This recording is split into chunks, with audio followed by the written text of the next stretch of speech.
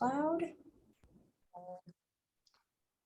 Okay, so we will officially call the Coachella Valley Water Legislative Committee meeting to order. Today is Thursday, July 28th at 4:04. For the record, I will just note that we have both Director Estrada and Director Aguilar present, so it makes the quorum. And we have various staff. I won't go through everybody on the line. I will open up public comment if we have any members of the public online that would like to speak on anything that is not on the agenda. Please use the raise hand feature at this time and we will call upon you. I don't see anybody. Okay, so we will go ahead then and jump into discussion items. We'll start with the state items and Victoria, go ahead, take it away. Great, thank you, Sylvia. Clicked on unmute a couple times there, wasn't working. So for our state update, I have something that I'll circulate to the group afterwards as well. But the state is in recess for the month of July and they come back on Monday, August 1st. And then it's really like a final like sprint, 31 days before the legislative session ends on August 31st. And so when they return on Monday, they're really going to be focused on bills within the Appropriations Committee. And those bills face a deadline of August 12th to be passed out of appropriations. If they do not pass out of appropriations, those bills would be dead for the year, and anything that passes, like as mentioned, continues until August 31st, where they must pass and be sent to the governor for signature, or they're dead for the year. Also, in part of your agenda packet, you would have seen a priority bill list. As mentioned, there has been no activity for the month of July. And so we do have a few bills that we are bringing forth today just for discussion and update status.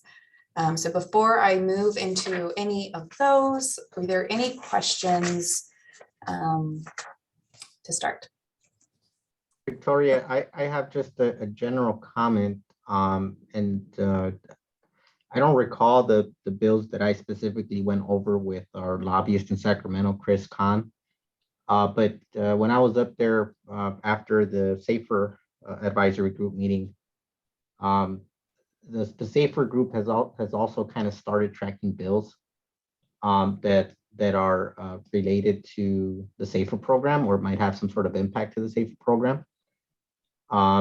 And you can find that that list of bills that they're tracking. There's they kind of break them down in categories: administrative, CEQA, drinking water, funding bonds, fees, water quality, groundwater management. So there's a number of different categories that they kind of look at. So I went over some of these bills with Chris, and I know that there was some that he was able to verify that that he hadn't kind of picked up on his radar, and he had mentioned that he was going to add them to our priority list. And so just wanted to ask if that was something that you were able to touch on with him, or did that happen or no? Okay, thank you. We did discuss the bills, and I'll need to circle back with you on those, being that he's unable to attend today's meeting. I think a couple of them are probably going to be covered in that summary I'm going to circulate after the meeting. And then if not, that you and I can possibly touch base on them. I know that if I recall, a lot of them were very specific to SAFER and didn't have like overall like CVWD implications. There was one in particular, and I don't remember offhand its number, but it is one that we did want to bring forward to committee. So as August proceeds, and as mentioned, is kind of like a little bit of a sprint. I don't know if perhaps we'll need like a special meeting in the middle of the month if there's something that comes up on the bill front, that if there's like a last minute push, whether for support or opposition, we can bring that up at that time. Yeah, and it was a while since I met with them, so I don't recall the specific bills, but just I want to make a note of it that for you to be aware and for him to be aware, for us to be aware that there is a list that Safer as a whole is tracking. We are participants in Safer, and so I think it's important for us to be aware of what those are. Certainly, and I mean, we are supportive of the Safer goal and mission and its intent. Thank you. Where can I find those? Where can I find that list? I'm gonna add it to the chat here. I'll add. Okay, perfect. Great. So with that, we'll move into SB 222, which is by Senator Dodd, and it's the Low Income Water Rate Assistance Program. As Sylvia mentioned before, we all got started. I'll start with a little bit of a staff report on the overall bill, where Aqua stands, the current status of the bill, and then we do have a presentation today by Leadership Council, who is a co-sponsor of the bill on SB 222. So part of your agenda materials was the Aqua analysis on the bill, and as well as the presentation and then the bill text as amended 6/23, right? So in June of 23rd. I have heard today from Aqua that they've been having good and fruitful conversations with the senator and his office. And on the 1st, when they're back in session, they're introducing further amendments to the bill. So this bill is definitely got a lot of moving pieces to it still. And within some of that, we're still trying to, well, I'll preface by saying that SB 222's intent, which is to create this low income water rate assistance program, is a good one. And it's one that we support, and it's one that we can get behind.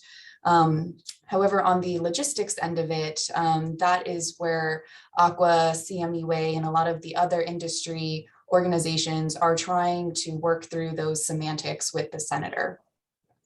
One of those, aside from the policy issue, is also identifying a funding source for the bill, for the program. There are some implementation concerns for just agencies across the state, what that means for the agency on a staff level. Do we need to get another full-time employee, or is service able to handle this? I don't want to go over the new amendments just yet because they haven't really been introduced. I didn't circulate those beforehand. As I said, this is all happening and moving today. It's also not, I mean, I know that the governor's administration has been working with the senator on this particular bill. If you'll recall, we did talk about this bill August of last year, and it was a 2-year bill, and it was on suspense on the inactive file for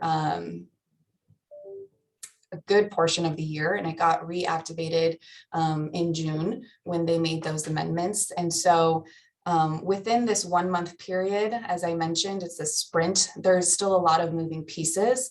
So it's uncertain, if we'll see it move within the last month of session. With that, Can I add something, Victoria, before Natalie jumps on? yeah, I was about to ask if we could take board questions prior to presentation. Okay, perfect. And I just thank you for that. I wanted to make sure that we had a chance to ask questions so that maybe Natalie in the presentation, she could also think about maybe she was able to answer those. I thought I had heard that everything you mentioned sounds accurate, that there was a lot of momentum up in Sacramento, that it felt like this was a bill that in one way or another, in some sort of fashion, was going to make it through the governor's desk. I had heard that the governor's office also had an interest in participating in the language of the bill.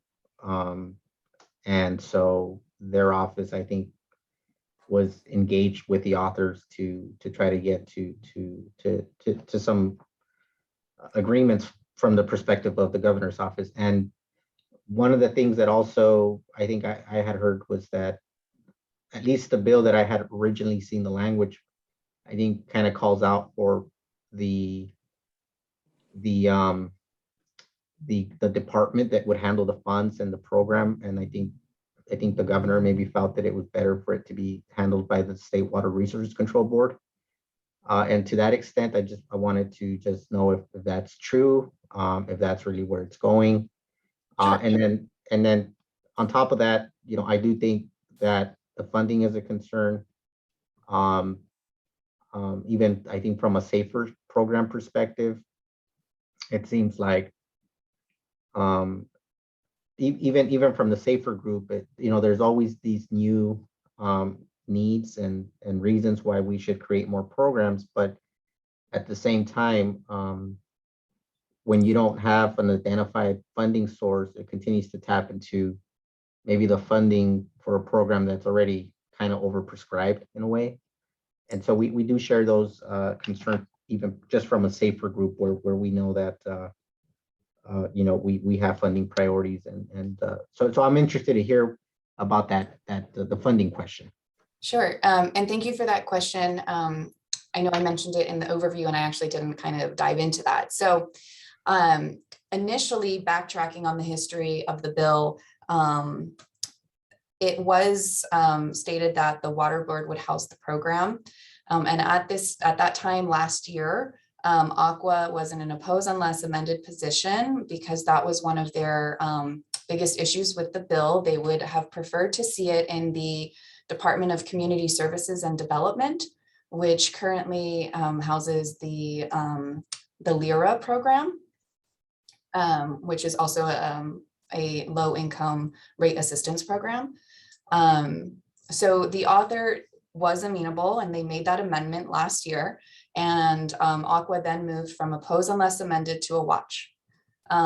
With the new amendments that came out the last couple months or so, the program, that department was changed back to the water board. And that is also one of the reasons why Aqua then with their state legislative committee moved along with a lot of the issues that we're talking about right now, but they moved back from a watch to oppose unless amended. So that is Aqua's current position, is oppose unless amended. But as mentioned, they are working very closely with the author. They do have another state legislative committee meeting coming up on August 5th.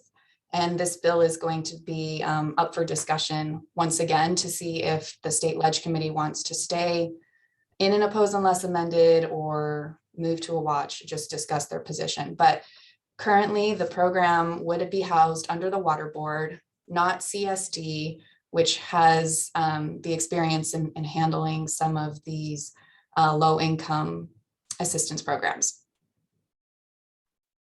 Thank you. Victoria, I have a couple questions, please. So the funding issue, of course, is huge, and it seems that needs to be really dealt with up front in order for any momentum to be given on this program. But did we take a position as a water district on this bill, either in its current form or its prior form, in support? Didn't we send a letter in support of this, or was that a different bill? I believe that was a different bill. I think we've always just been neutral and just have been watching this bill. Mm-hmm. Yeah, that's where we stand Okay. currently. I'm not necessarily suggesting that we adopt a position. It's at the pleasure of this committee. There are new amendments out. It's fast moving. So Yeah. Okay. Thank you for that. And then two other quick points. One is that it seemed like in the Aqua analysis that you provided us, Mhm. that there is a set aside for administrative funds Mhm. to cover administration of the program, which I think is really important, and would want to see that retained at some level. So I think that was really important to acknowledge in the report. And then my last question is, do you know if the League of California Cities has taken a position on this? in one form or another? And if not, can we find out? Yeah, I am uncertain about the League of California Cities, so I can circle back with you on that and let you know. Regarding the administrative costs, actually one of the proposed amendments that is going to be released next week sees an increase of that from 3% to 5%, and that's responsive to some of the asks from Aqua and CMUA. So that's good to that's help great. on the admin side. Good. All right. Thank you very much. Kessler, did you have any other follow-ups? No, thank you. Yep, my pleasure. Great. So with that, Natalie, I'm assuming you will be giving the presentation. I will hand it over to you. Thank you. Would you like me to share my screen? Sylvia, yes? Yeah. Yes, Okay. please. Sorry, I was muted. I was saying yes and no. No worries. Here, let me just.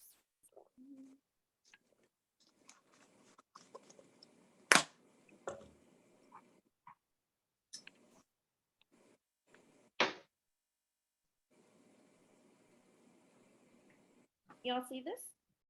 Yes. And can everyone hear me okay? Not really. Your volume's a little low again, Natalie. I don't know what you did the first time it worked. I don't know what's wrong with my computer. I'm so sorry. Can y'all hear me now? I can also try to project as best as I can. Yeah, I think when you get a little closer, it's a little better too. Okay. Okay. Well, hi, everyone. My name's Natalie. I'm a water policy coordinator for Leadership Council. I'm based in our Eastern Coachella Valley office, but I also support our work in the San Joaquin Valley, as well as our statewide campaigns. So thank you for the time to talk to y'all today about SB 222. Leadership Council has been working on SB 222 since last year, and a lot sooner than that, this has been a priority for a lot of the communities we work with, and hoping to get statewide support to get this through to the finish line. And I'll be able to address some of the questions that were brought up before as well. So some of this might be repetitive, but what is 222? SB 222 would establish a statewide low-income water rate assistance program to help provide water affordability assistance for both drinking water and wastewater services to low-income ratepayers experiencing economic hardship. Similar to other established utility assistance programs, SB 222 would establish a safety net for homes that find themselves unable to pay their water and sewer bills. And why do we need this bill? So water and sewer rates consistently outpace inflation, as demonstrated by families paying 45% more per month for drinking water services in 2015 than in 2017. And this was part of the State Water Board's AB 401 report. 34% of California households, roughly about 13 million people, earn less than 200% of the federal poverty level, or roughly $50,000 per family. About 1.6 million, or 12% of Californians, can't pay for their water bills actively, and 500,000 Californians lost drinking water due to shutoffs during the pandemic. Most public water and wastewater systems also face legal and financial barriers to establishing robust affordability programs. So some of the details of how the program is currently in print. So yes, the State Water Resource Control Board is going to develop guidelines and fund oversight, but this will be done in consultation with an advisory group. That advisory group will be composed of a number of stakeholders, including public water systems, sewer systems, technical assistance providers, local agencies, nonprofits, and representatives from the public, including but not limited to the low-income residents who live in multifamily homes, as well as residents served by tribal water systems. So who would qualify? Low-income residential households that receive water and wastewater bills would be eligible. Eligible systems would include tribal water systems that choose to participate, and any low-income residential household will be eligible regardless of immigration status. In terms of program administration, so the implementing agency will be the State Water Resource Control Board. They will move to automatically enroll ratepayers who are enrolled in federal and state assistance programs, such as food stamps, WIC, different programs like that. And it would establish a universal statewide program to be offered by all community water systems and sewer systems. So the state water board will authorize the creation of pilot projects that improve affordability for residential households through efficiency investments and programs that provide benefits to residents of mobile home parks and multifamily housing. And they will also have the discretion regarding whether to offer advance payments and what terms and conditions apply. So a little example of how the program could work for a water system. So again, automatic enrollment would be a part of the first rounds of the program. So for example, based on current enrollment in the CARE program. In the alternative application process is another option for those not enrolled in existing programs. Systems could also be given water or sewer systems can give credits to eligible customer accounts. The state water board will refund local spending on low income rate assistance plus administrative costs as well. And right now we have on their grader of 3%, but we, based on suggestions that we have received, that number is very likely to move to 5%. And the state water board will also once again mention that they'll have the discretion to offer advance payment. Currently, these are the list of supporters, which I would like to highlight that the California Water Association is actually now a listed supporter as well. Thank you, and I will open it up for questions. Natalie, can you go back to the list of supporters? Yeah, So we can look at that for a minute? yeah.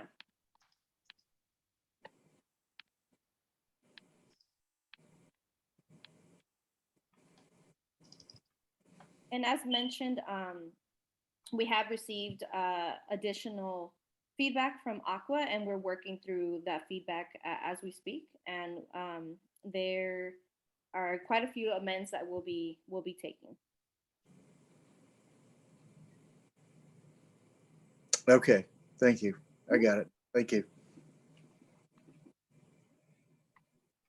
I'm happy if y'all have any questions. I'm happy to talk through some of the amends that we're likely to accept based on some of the feedback we've got from both CMUA and Aqua, if y'all have any specific questions.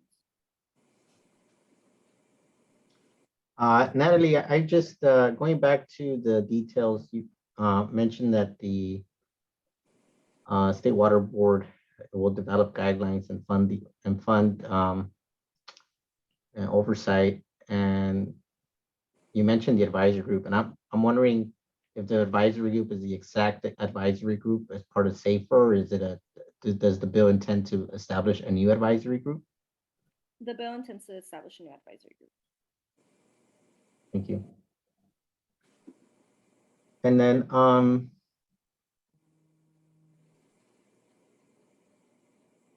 I don't know if you covered it in your presentation or if that's what you're going to roll into. You mentioned that you might have some answers for some of the questions we asked. One of them, I think that one of the most important, at least for me, and I think I heard Director Aguilar also bring it up, was the budget and the source of the funding. Yeah, I think that's kind of, at least for me, one of the things that I would want to hear more about. Yeah. So we have had very positive conversations with both the legislature and the governor's office on getting the first 2 years of the program funded through a $330 million allocation from what's still being negotiated in the climate package. So that would give us time to get the program up and running while we work on a long-term source to be able to fund this program continuously. That was 230 million each year, or for 2 years? 330 million for the first 2 years of the program. Okay.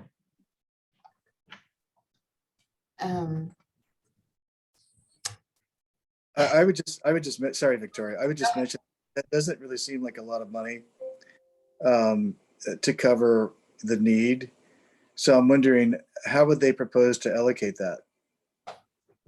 Well, what I guess a question to your question, why is it that 330 doesn't feel like enough? Do you feel like we're underestimating? Like, Yeah, I just feel based on the statistics that you actually presented, that there's a greater demand for that kind of subsidy than that would fund statewide. It just seems like there's a huge need that's not being met. And that just seems like it's, I mean, it's a good start, and it's a great place to kick it off. But it just seems like I would hope that at some point that's not going to be the number that's going to be settled on.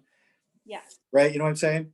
Yeah, no, definitely. And the 330 is really just a starting point for those first 2 years of the program. We arrived at that number based on results from the arrearage program, the report that I mentioned. So this would really just establish the program, and moving forward, it would have to be reassessed how much funding would be needed to. Yeah, make it yeah. consistent. Okay, thanks. And then maybe for comparison, because I think that's a good point, trying to figure out whether the funding is enough or extremely low. And one of the thoughts that came to my mind was centered around the amount of money that was made available for the arrearage program across the state, which we got some of that money, Director Aguilar. We got about maybe 250,000 to pay for unpaid bills during the moratorium for the water shutoffs. Mhm. And so do either you, Natalie, or Victoria have a sense of how much money was allocated for that, or how much ended up being used on the water side? I think that the state was able to pay the entire 100% request on the water side to where it actually started spilling into the wastewater. Yeah, So that's so precisely what happened. yeah, so do you guys have a sense of what that number was that the state ended up kind of providing funding for? I can actually pull that up really Yeah, I'm for just- the arrearage funding. Yeah, Yeah, so we received 219,000. And that was for the domestic water. yeah. My question though is at a Statewide. statewide. Statewide. Yeah, because I'm trying to get a sense if it was anywhere near, I don't think it was all used. It was, it got spilled over to wastewater. Yeah, yeah, there was a total allocation from federal funding of 985 million by the state legislature. And yeah, I don't think all of that was used. Okay, that's like three times more. Yeah. Times more. It's significant. So, and that money was very, very easy for customers to get because they didn't need to apply. It just got applied to their bills. Mm.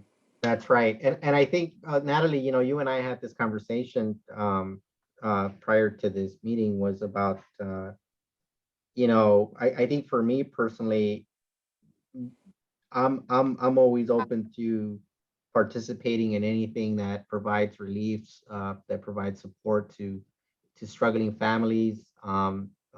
This would be a way to do it. I think where I start getting a little bit concerned is when it just becomes very, very bureaucratic, very hard to access the funds. It creates a lot of administrative hurdles for staff, and just it takes a long time to get to where you want to get at. And so I think I mentioned to you the easy aspect of the arrearage program, where it was pretty easy to roll out. And I think I mentioned, to the extent that it kind of follows a similar model, I don't see why we wouldn't jump all over that. I think for me, it's, what are really the details related to how we, the amount of extra admin tasks that we would need to take on, reporting, or, and then I mentioned that we also have the South to Other program where we provide, I think, Scott, we're providing what, like at least $200,000 a year, maybe $100,000 a year. Yeah, it's less than 100. During the pandemic, we're helping customers with quite a bit more, but that has slowed down now. It's a very easy process, and we have a third-party administrator, United Way, who handles that. We really, so they take care of all that. And I think, Scott, although we might only have folks take up maybe the 90,000 to 80,000, I think we appropriate a set amount of dollars each year.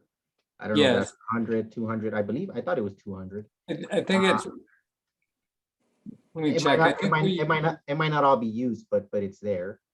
Yeah, and you know, this board of CVWD Board of Directors has been very generous with their Help to Others program. They provided funding whenever needed. They increased it. I don't know if you know this, but our program, the Help to Others program, was designed to cover 100% of the fixed charge for an entire year.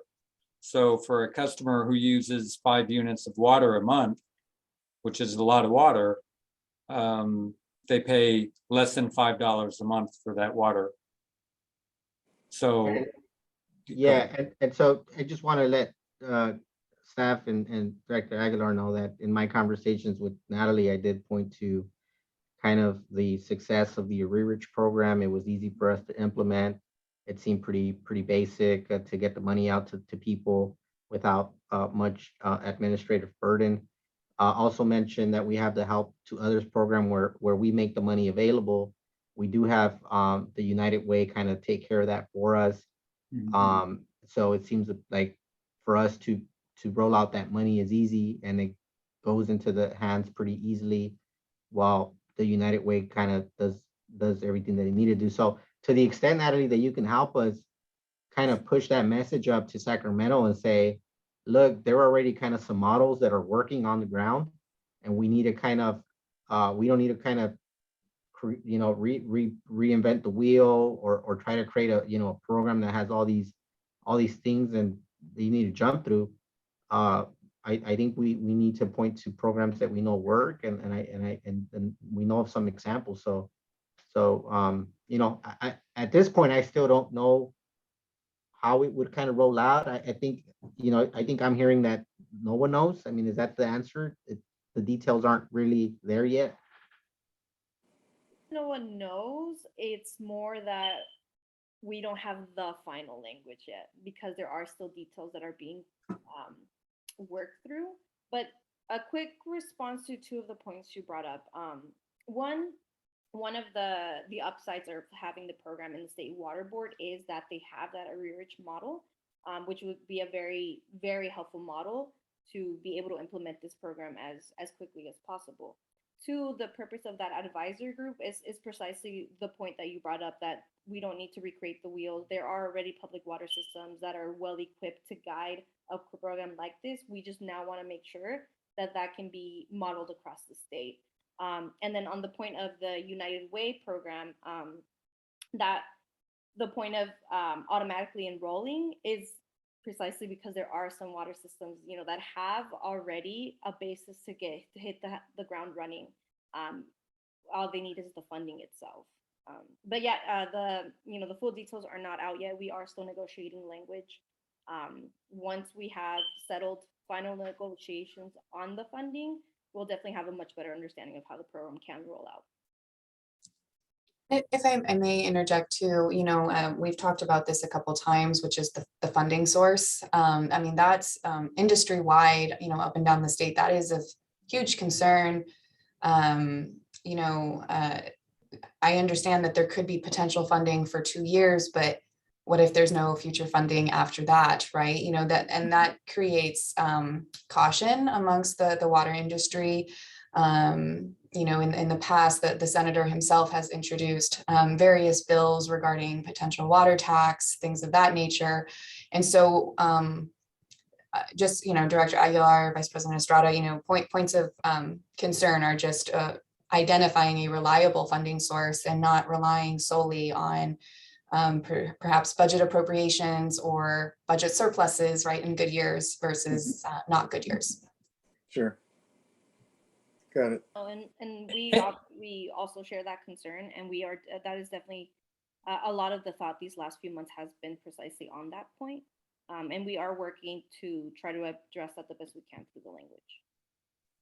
And as you kind of work to finalize the bill, I think the pitch from my perspective, since I'm in charge of or responsible for administering our Help to Others program and various other programs that we've had, is that just so all the screening is done, before it gets here, because we wouldn't want to be in a position where we're screening for, you know, the eligibility requirements. When customers come in to apply for service, we don't even ask them for a driver's license or social security numbers. We don't ask for anything by design, because we don't want to have that personally identifying information. And so if I could just make that pitch, that be done. And I know they're talking about getting the information through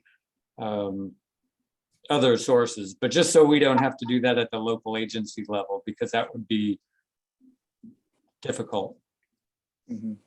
That's, No, thank you. I'm gonna make a note of all the suggestions that y'all gave and bring it back to like our folks working on language. okay. And then Scott, Victoria, I just, you know, I guess I heard that we don't know whether this would move within the time now that we have left at the legislation, or whether it would turn into a bill that kind of spills over. But I certainly would want to track this. I'd like Natalie to let us know in whatever way she, you know, whether it's calling us, sending us emails, and working with Victoria to kind of let us know if there's a way that we can be helpful, a way that we can provide feedback, and for opportunities for us to provide language that would make us feel more comfortable to take a support position. You know, I certainly am supportive even now, with the understanding that there's still maybe some nuances that need to be worked out. I think I'm not, you know, if the governor's saying, you know, we're committed to providing the funding for at least 2 years, and then we can hash out where the rest of the funding comes after that, you know, that I'm okay with that. I know that there's a lot of money out there, there's a surplus. And if this is one of the things that he wants to kind of focus on with the surplus, you know, that's fine with me. To the extent that it's not taken from another pot of money that might be as equally important. But you know, I think in philosophically, I'm aligned with the goal, and we certainly have a lot of need for it in the eastern parts of the Coachella Valley. Other parts of the Coachella Valley, we have a lot of disadvantaged communities across the valley. And but I think, Natalie, if you could help us, you know, if you could help us kind of navigate or help us understand how it is that we can be helpful, you know, I would welcome that. I just, you know, and I encourage staff also to kind of think how we might be able to get to a support position to kind of, you know, be kind of proactive in providing feedback as to what our particular issues might be, not necessarily just kind of go with the Aqua, you know, just not, let's not just rely on Aqua's position, because as we know, Aqua's made up of a lot of different agencies, all of which have their own unique priorities and issues. And so I think, you know, we need to look at it from a perspective of how this might be beneficial to us. And Natalie, if you ever wanted to get together to talk about, you know, our programs, we also work with the county on different programs. And I think from the board perspective, they're very supportive of taking care of customers. And so I'm always willing to sit down and talk with you and just provide you kind of my perspective. Thank you. And like I said, we're currently working on responding to some of the concerns that were raised by CMUA and Aqua, hoping those will be made public soon. I know y'all don't meet like regularly, so as soon as they're made public, I'm more than happy to send that amended language over to y'all. And also happy to set up a separate meeting if there's anything that was amended that y'all would like to talk through, or would like us to clarify. That way we also don't have to wait till like there's a ledge committee meeting. Right. We're happy to make the time to discuss some of the amendments we made. And we are very hopeful that some of the amendments that we're working through will satisfy both CMUA and Aqua. Thanks, Natalie, and Vice President Estrada too. Your comments are heard. I just want to reassure both you and Director Aguilar that we don't always 100% align with Aqua. We are also guided by our board adopted legislative platform. And so, but that's why it was important for us today too, to also have SB 222 on the agenda, so we can really look at it from a holistic approach and its implications to the district.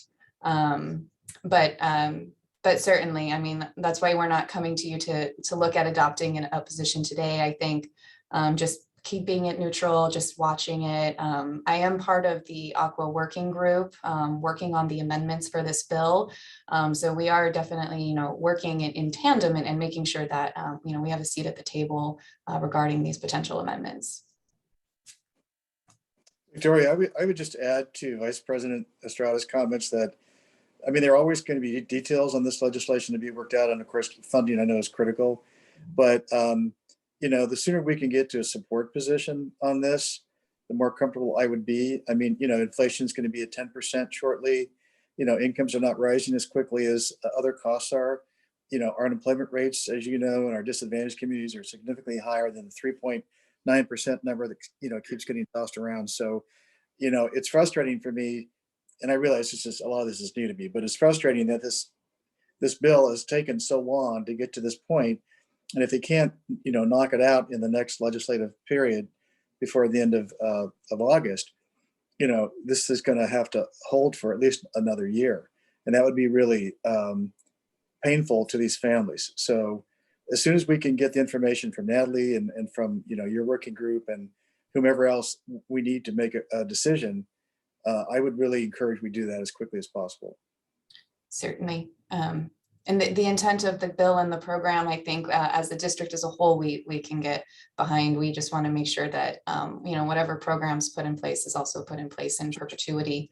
Because we'd hate for a program to be introduced to just, right, not be there. yeah. But certainly, I mean, Natalie, we'll be in touch. Like you said, you're working with Aqua CMUA, but yeah, let's stay connected. And like I said, if we need to have a special legislative committee meeting in the middle of August, that's perhaps something we can consider depending on, how the discussion and amendments are going. Thank you. And definitely, happy to have follow-up conversations because we do believe having support from CVWD could, be monumental.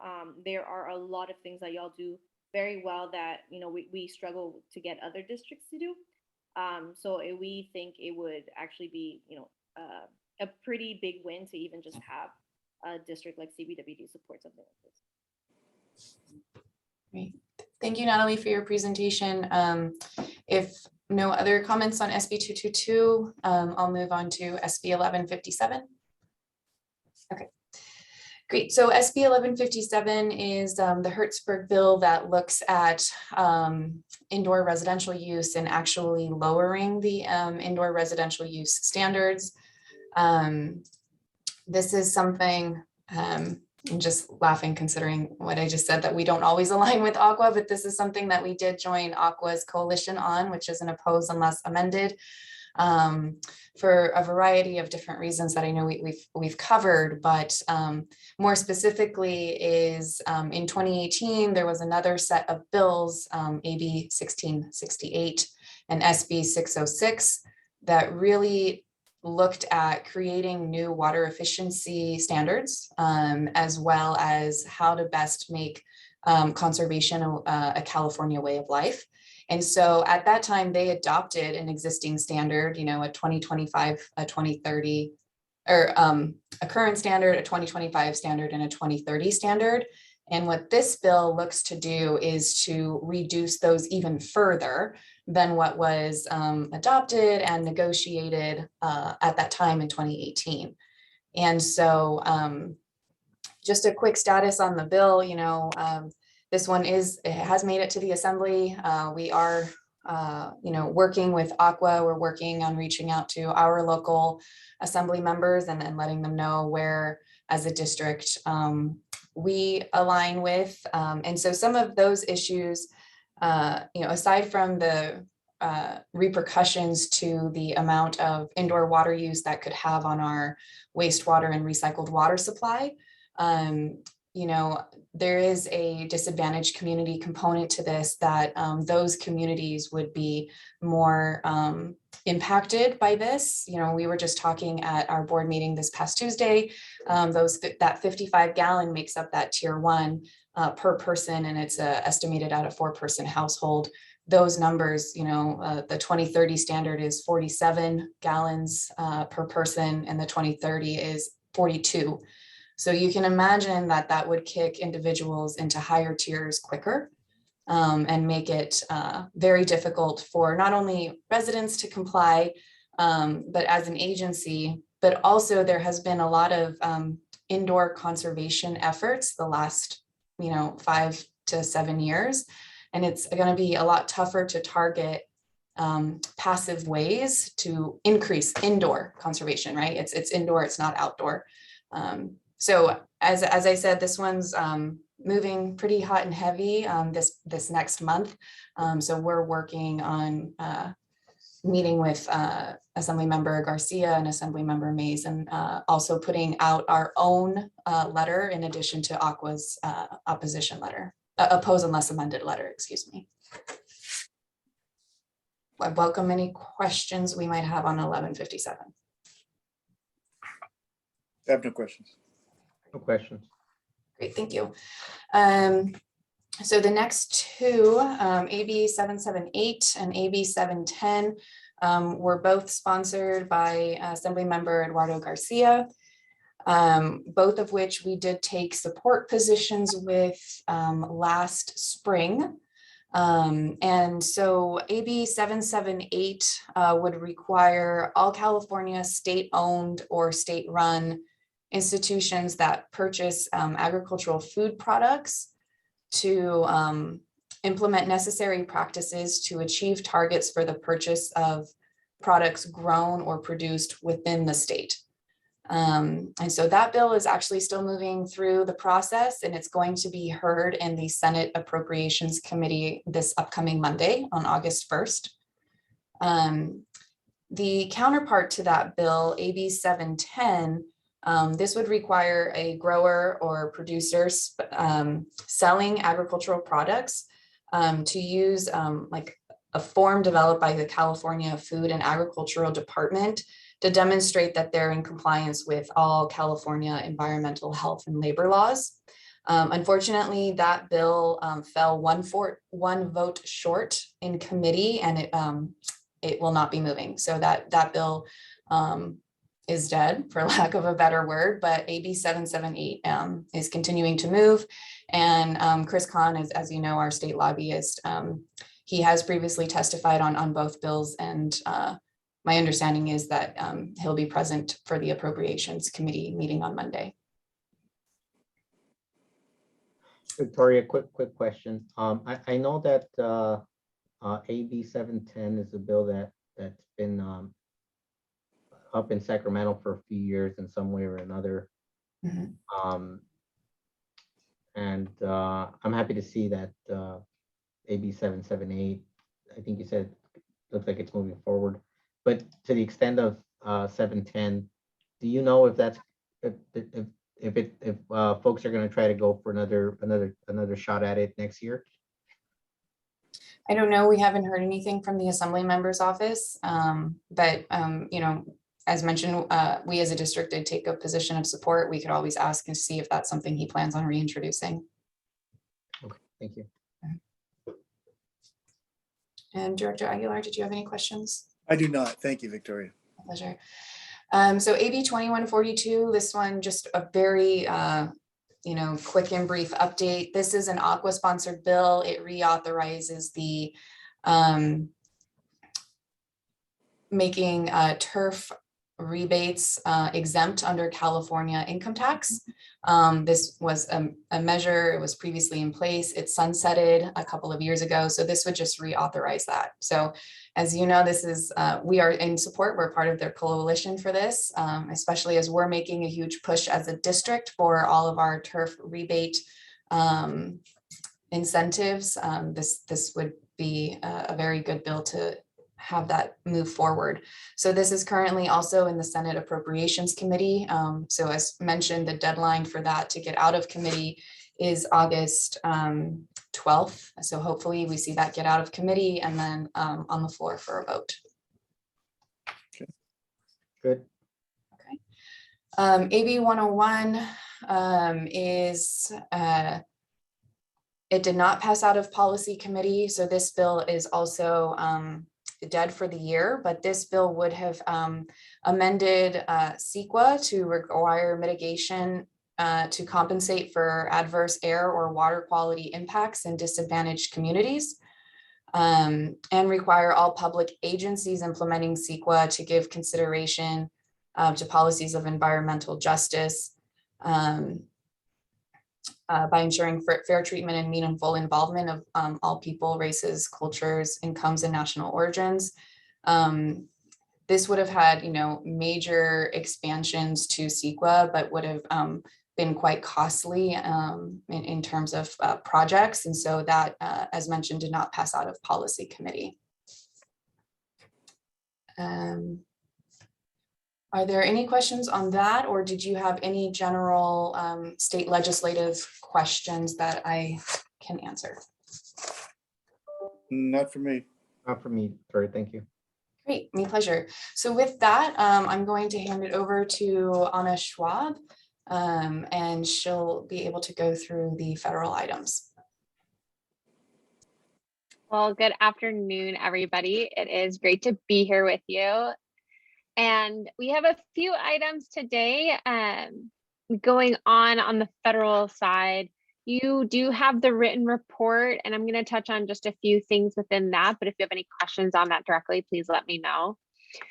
Specifically, one of the big things I'm going to just start with is in the written report, you'll see that Senator Padilla and Congressman McNerney introduced companion bills in the House and Senate that are related to Water Efficiency, Conservation, and Sustainability Act. And you'll forgive me, I have a second screen with some notes that I'd like to just share what parts of the bill are. So the bill will have a water efficiency and conservation grant program, which will authorize $25 million a year for grants to entities, including local governments, as well as water and energy utilities, that will carry out water efficiency programs for purchase, installation, or use of efficient fixtures, appliances, and landscaping. It will also provide 50% of grants for entities that experience drought conditions designated as D2, which is severe drought, or were under a governor declared drought emergency within 3 years preceding grant award. That one is specific for California to give it priority points in some of the grant programming. And then another part requires that 40% of the funds go towards low-income households and disadvantaged communities. That is a big goal of Congress. It has also been a big goal of the environmental justice push that the administration has been making this term. Another section of the bill will be a sustainable water loss control program, which will authorize $20 million a year for grants and technical assistance for public water systems to be able to do annual audit and establish a water loss control program. And we know that California already requires an urban water suppliers to submit annual water loss audits, but this will also allow some other provisioning as well as we go through that.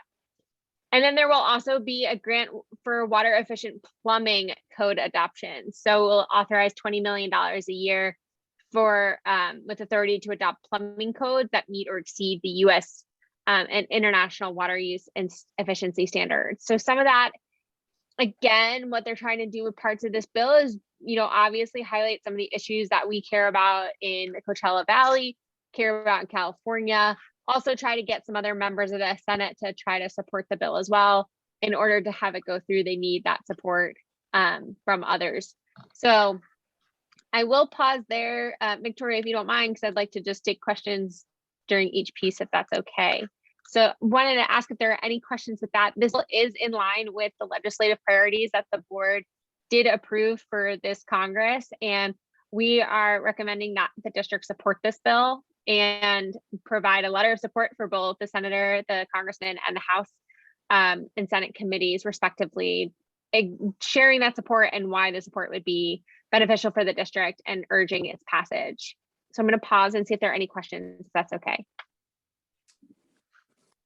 No, I thank you. I don't have a question, but it seems to me that a lot of support would be completely reasonable.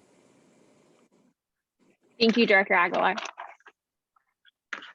So I'm going to move on. You'll see, I'm not going to go through each part of the written report, but one of the big things that I do want to talk about is just where things are with appropriations. We know that the federal fiscal year is coming up on September 30th, and technically they should be halfway, or more through their appropriations process and have bills through and signed to the president by September 30th. That deadline is not going to be met by Congress this year. The House did pass what's called a mini bus. There are 12 appropriations bills, and the mini bus contained 6. Within those 6 were 2 that we care greatly about: energy and water, and the interior and environment bill, and I believe agriculture as well, if I'm not mistaken. And I don't have it in front of me, but I can pull it up if there are questions. But on that, very specifically important is that in the Senate, we don't have a pathway forward yet. We do know that Chairman Leahy and Ranking Member Shelby do want to see an appropriations bill process pass through before a new Congress begins on January 3rd of next year, as both of them are retiring.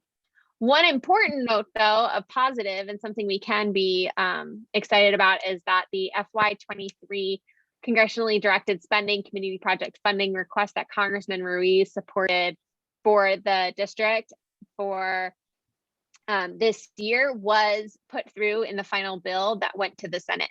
So in terms of how we're feeling in terms of consideration, we feel pretty good about it as of right now, and are hoping to see some steps. Actually, we should be seeing some steps from the Senate in the next week or so on their own versions of the bill and where our appropriation requests lie there.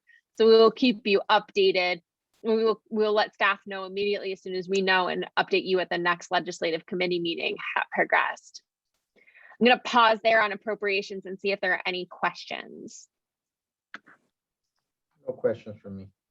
How much again, Anna, was the set aside? Give me 2 seconds and I can tell you. It was, so we got different requests put forward by each. If I'm not mistaken, the amounts are different. Give me 2 seconds. So in the House, it was, I believe it was 3.5 million from Congressman Ruiz. yep, 3.5 from Ruiz. And it was, I have it all right here, so bear with me 1 second. Sure. And there we go. So then from Senator Padilla was,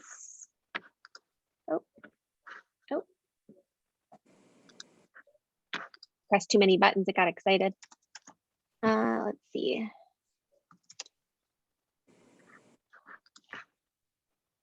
Oh, now I have the pinwheel. Give it 1 second. I don't think it was too different from the request from Congressman Ruiz. Okay. I have the numbers. Victor, I don't know if you, yeah, that'd be great. Yes, okay. Oh, there we go. Senate Padilla was 4.5 million. Okay. And so, and they usually will defer and Senator Feinstein put forward 2.25. So we will probably land somewhere between Senator Feinstein and Congressman Ruiz's request. I would be surprised to see if we go up near Senator Padilla's request. But again, as soon as we have some more information, we will update staff and be sure to give you a comprehensive update at the next legislative committee meeting. Okay. Thank you. Absolutely. Are there any other questions on the appropriations process or the status of the funding request? No. Okay, great. So one of the things, drought update, we've been expecting the House to put forward a drought package that would try to address some of the short-term and long-term conditions of drought. The House does have a package, HR 5118. It's a wildfire and drought package. It does have provisions in it that are both short-term mitigation as well as long-term mitigation measures, including additional funding for the Title 16 program, which CVWD has applied for and are awaiting the grant results of that. It's an important program that we've utilize, it does have other provisions and other programs and funding for other programs that we support and we utilize regularly as a district. And so that would be great. However, I put an asterisk on that because there is not a pathway forward for it right now in the Senate. It would need 60 votes, and I will get here now, which is last night, the Senate released what is now a draft of their reconciliation bill. You'll hear in the news a lot, conversations between Senator Manchin and Leader Schumer, and you've been hearing about this for the better part of a year now, and it has led to this moment. They have released a bill that is, the goal is to address the rising cost of inflation. It does have some climate change provisions in it, mostly energy provisions. The part of the Build Back Better plan that we were hoping were included was the water provision. There were some water sections that were in that previous bill. That did not get included, unfortunately. So one of the bills and big priorities of the district is the Water Conservation Rebate Tax Parity Act. There is both a bill in the House and the Senate. Right now, that is needing a tax vehicle. Unfortunately, bills like on tax measures in Congress, they have to actually originate in the House, even though we have a Senate companion.